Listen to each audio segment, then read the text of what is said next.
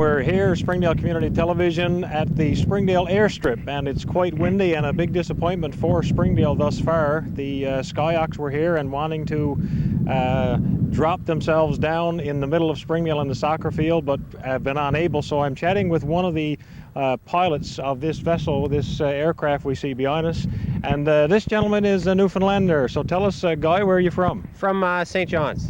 Yeah. From St. John's, and you're Guy Riddler? Yeah, that's right. Joined the Air Force about 7 years ago, went out to BC mostly, and then did some flying on the prairies, and now I'm back out in Comox, BC. That's where we're based out of. Okay, so you do this type of thing on a regular basis? Yeah, that's right. The Skyhawks are basically a year-long commitment for us. So I'll be out about 2 weeks for this trip, and then another crew will come out and I'll go back home. So otherwise, we're doing search and rescue for the most of the year, though. Okay, so this is just a special thing, more or less, for the summer, or is it year-round? It's mostly for the summer, and from May till October. And next stop after Springdale, we're going to Deer Lake, and then on to Harbour Grace. Okay, so you've been a pilot for 7 years? Yeah, well, I've been in the Air Force for 7 years, 3 of which was going to university, and then the next 4 years has been flying, that's right. So how much of a challenge is it to fly this type of aircraft, especially when you're going to be dropping people? Well, I think I got the easy job, especially when it's this windy. They're the guys that jump out, but flying the Buffalo it's an excellent airplane for it, and especially this is a really small strip, and you wouldn't get large airplanes like this coming in normally, so this is the airplane that allows us to get into small places like this. It's great. Yes, and I would say this is one of the larger airplanes that's been in Springdale, but I mean, we've got airplanes that fly in and out of Gander and Deer Lake that are smaller than these. Yeah, exactly, and it's a special airplane. It has a short field takeoff and landing capability, which we use here all the time. Mind you, being this windy, we can stop pretty quick. Yeah. So who determines whether the Skyhawks will jump or not? Do they determine themselves, or is it a joint decision? They have certain limitations. Anything over 20 knots of wind, so that's about 35 kilometers an hour of wind, and it's too dangerous for them once they hit the ground.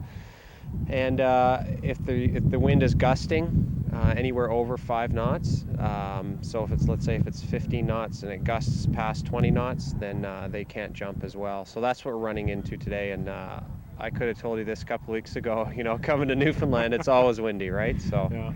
So it's always a problem. So where are you heading to from here? After here, we're going to Deer Lake for the Strawberry Festival in Deer Lake, and then on to Harbour Grace. You're hoping to have a little more success. Is there still a possibility that they may jump tonight, or there is? As we speak, I think they're just checking the winds. So we're gonna hopefully, if we can squeak it in.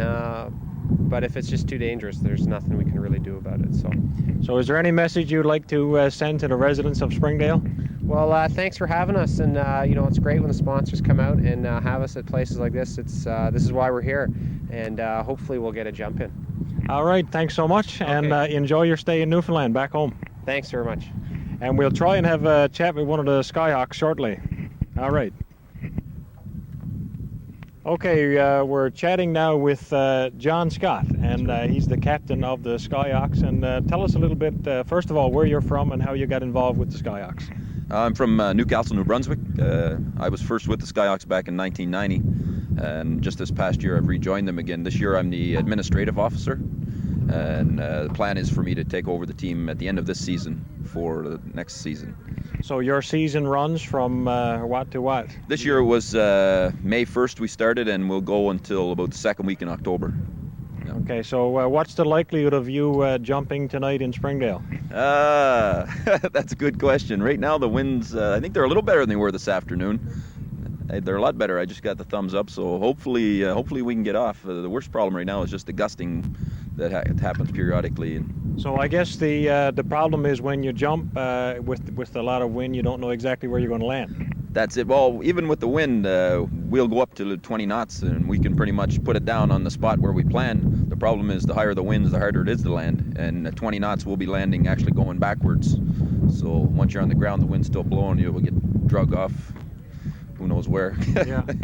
How exhilarating is the feeling? I've never done anything like this in my life, and I don't particularly plan to do it. But how much of a thrill is it to jump and to float through the air? Well, the first time, certainly it's a thrill, if not a scary experience for a lot of people, but most of us really enjoy it to the extent there are a lot of the guys on the team that do it on their own time. When they got time off, they'll go on their holidays and that sort of thing. But yeah, you get about a minute in free fall from the height we jump at, about 12,000 feet, and it's just, you can almost compare it to being on a motorcycle, except that there's no noise other than the noise of the wind blowing by you. It's complete weightlessness. You don't even notice you're falling until you see somebody go by you, sort of thing. Yeah. So this is a promotion, more or less, of the rescue things. This is more or less entertainment, I guess, where you jump and you entertain the people that are below. Right. But how often is this type of thing used, or is it used in rescue attempts? Well, the search and rescue technicians, the guys that are co-located with our air crew, they jump all the time. Well, I should say all the time, but when they have to go into a remote site where there was a crash or something like that, they'll jump in. Yeah.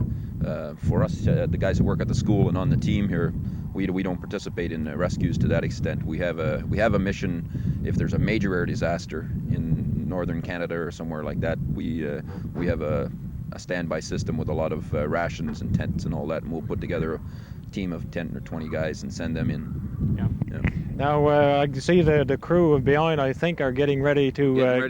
Ready to go. We would have certainly liked. We were hoping to go up with you guys and to see what the sights are from above, but I'm not sure we're going to be able to do that this evening. See what we can do. I talked to the guys about it, so we'll have a chat with the boss here later and see what's going on. It would certainly be great to get the vantage point from Sure. the air to Sure. see what you guys see and put that on the air, because that would be super. But thanks so much for coming to Springdale. We appreciate it, and I hope you're able to land get tonight. off as well, so that you didn't just put us up here for the night for nothing. That's right. We have no control over Mother Nature. Yeah. Sometimes the Air Force either, but anyway.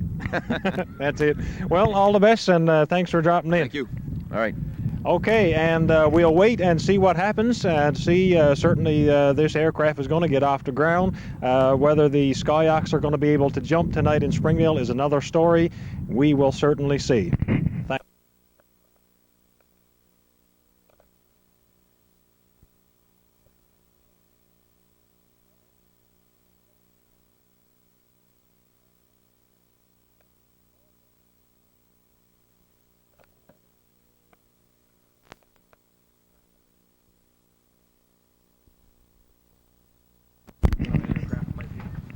Wouldn't be a good thing, I don't think. Yeah, or like I said, the ramp isn't like that. The ramp would actually be level.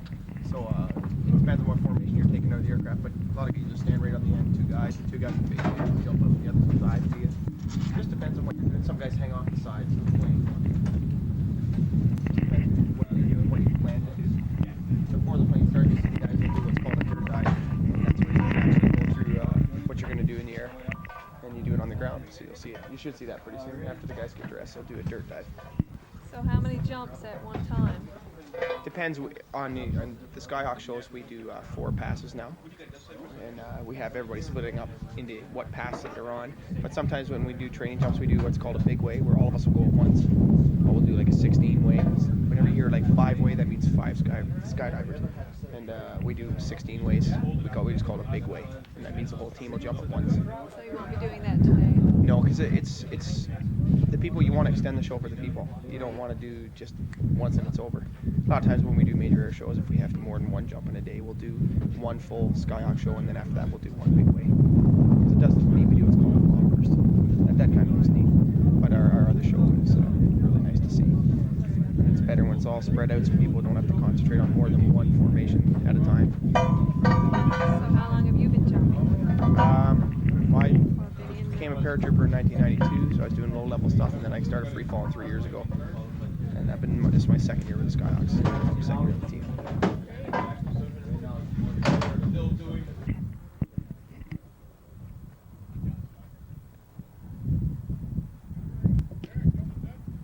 Yeah, they're just getting ready to do the dirt dive. Out they go. And you can see that they're coming together like they would do in free fall now. What they're in now is called a 5-way star formation. They give a nod and they'll start, the nod indicates the time to change to the next formation. What they're doing there is called spider grips. Each time in between the spider, they go back, and now they're discussing the deployment sequence. Everybody obviously needs clean airspace to deploy, and now what they're going through is the canopy relative work portion of the dirt dive, where they're actually practicing what they'll do under canopy. You can see them going through basic grips, just called for the transition. I know it all kind of looks really weird, but it does make sense when you know what you're looking at. And they're discussing break-off and landing techniques now. And that is a dirt dive. They're done all, we usually do 2 or 3 before we jump. We might do one without equipment on, then we do one with equipment on. And the way up to altitude, you always do one in your head. You'll actually see guys on the plane, they'll close their eyes and go through it in their mind and move around. And you just try to visualize what you actually see when you're in free fall. And that's the dirt dive.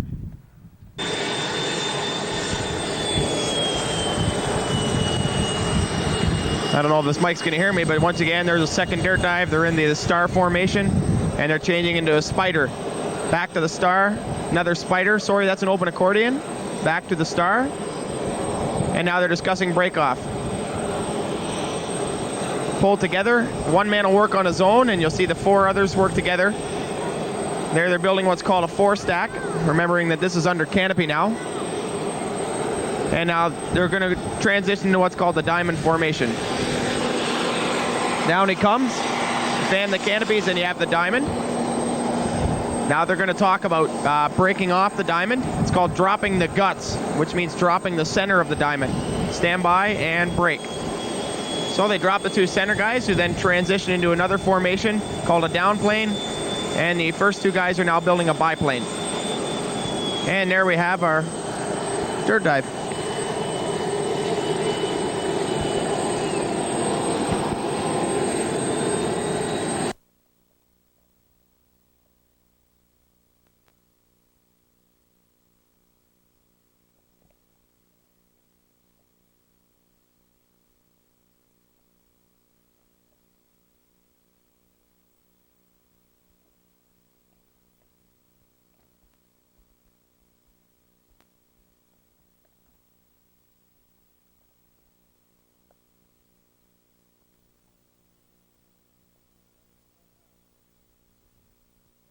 Away at this time, and you will see him when he deploys under canopy. Jumping at this time is Sergeant Kevin Towell from Grand Isle, British Columbia, and he just exited the aircraft at 12,500 feet. And what he is doing is he's going to free fall in with all of our military equipment, and this is to show you that not all military operations take place in our nice black jumpsuits. They take place in actual combat uniform with full equipment. So Sergeant Towell is jumping in with his rucksack and a rubber rifle to simulate the actual service rifle within the Canadian Forces. So we're just going to wait, and sometime soon we should see him under canopy. I have to tell you that he does free fall towards Mother Earth at terminal velocity, which is 122 miles an hour or 174 feet per second. And if we look off to the front, you'll see a nice gray canopy. That's a CT3 canopy, and it is our main free fall canopy in the Canadian Forces.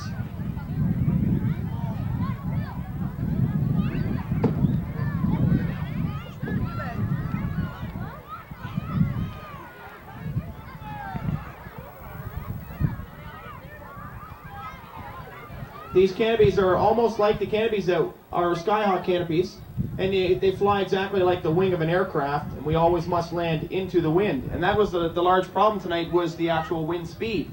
Because our canopies, if they travel with the wind, they have a forward speed of 20 miles an hour. If you combine the forward speed, 20 miles an hour, with the wind speed, it does actually increase quite a bit. Whereas if he turned into the wind, he may not have enough forward penetration to actually achieve forward drive.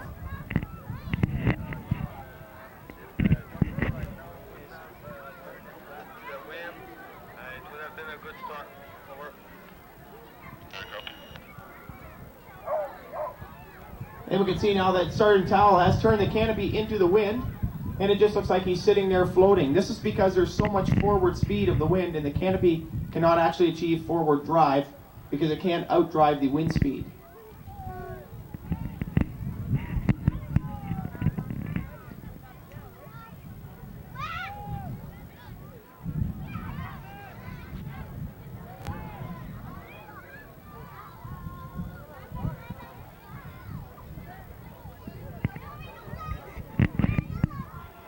It's almost going backwards. Yeah.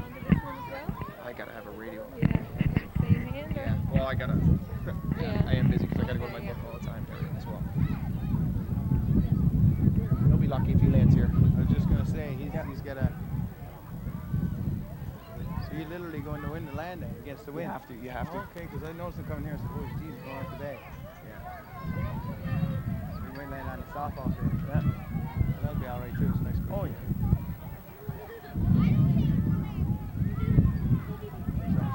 And you can see now that it actually appears Sergeant Towel is moving backwards because of the wind strength. It appears he will not land in the target area, but there's no need to panic because part of our training in the military is to find alternate places to land. If he looks like he's going to land near you, please make attempts to get out of his way, as it's easier for you to move than it is for him to steer the canopy. Narrator, this is Ground. Narrator, go. Ground, can you dispatch someone from your area, like the guy with the white shirt to your right, to go and get him if he lands too far? Gotcha. Can one of you guys go give him a hand to collapse that canopy? Can you run up there and meet him? Up here? Yeah, go wherever he's going to land and just meet him and give him a hand to collapse that third because it's going to drag him.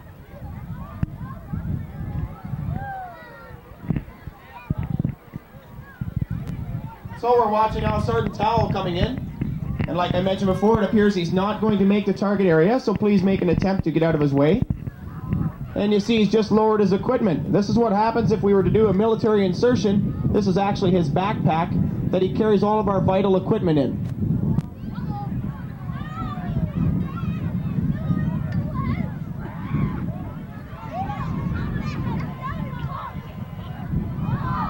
And you'll see that Sergeant Towel is looking right now for an alternate place to land, and I think he's probably going to choose the gravel pit that's located behind the hotel.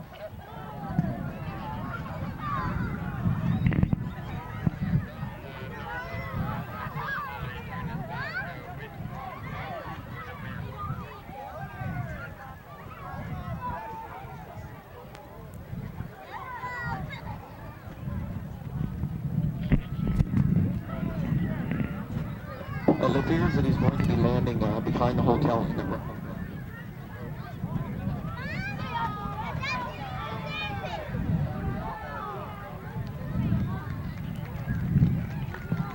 And now, I want a warm round of applause as Kevin Towell shows us just how well we can find places to land, touching down and behind the hotel in the gravel pit.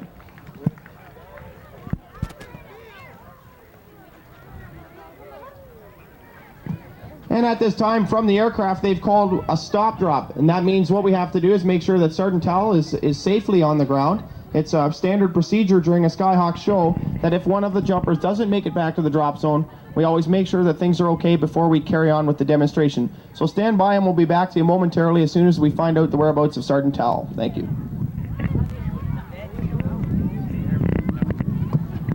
And ladies and gentlemen, first, how about we all put our hands together for the green guy out there, Sergeant Kevin Towell, who braved these intense winds to make a jump in here today. And you can see that it's just not safe enough for the team to jump. Actually, he was going backwards and had to choose an alternate place to land. And in conversation with Kevin, he was saying that the winds at 800 feet and below are extremely strong. The reason we don't feel them that strong on the ground is because the things like trees and houses offer a wind break. So because of safety reasons, we're going to have to stop drop tonight's jump. The aircraft is going to come down and do a high-speed pass like it did for this morning's, and then we'll go out and pick up the team. And I'm sure you'll probably see some of us at the dance tonight, and you can come up and discuss anything you want to discuss about skydiving. It's very unfortunate that we didn't get to make the jump in here, but obviously for safety reasons, and that's, as I mentioned this afternoon, safety is paramount to our team because skydiving is a sport where you have to respect the safety rules. So thanks a lot, and momentarily the plane will be in for a high-speed pass.